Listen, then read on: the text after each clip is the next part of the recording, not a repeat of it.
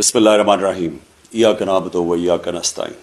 میرے پاکستانیوں، 26 نومبر ہفتے کو پنڈی میں 1 بجے میں چاہتا ہوں کہ آپ سب شرکت کریں میری حقیقی آزادی کی مارچ پہ۔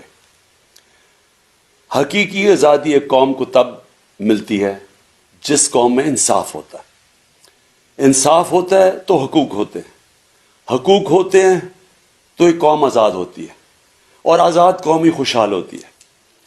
تو ہم سب اس مارچ میں شرکت کریں گے سارے ملک کو پیغام دینے کے لیے کہ یہ قوم اب تب تک چپ کر کے نہیں بیٹھے گی جب تک ہم حقیقی طور پہ آزاد نہیں ہوتے۔ میں اس حالت کے اندر آپ کے لیے آ رہا ہوں، اور آپ نے ہفتے کو پنڈی میں میرے لیے پہنچنا ہے۔ پاکستان زندہ باد۔ بسم اللہ الرحمن الرحیم ایاک نعبد و ایاک نستعین۔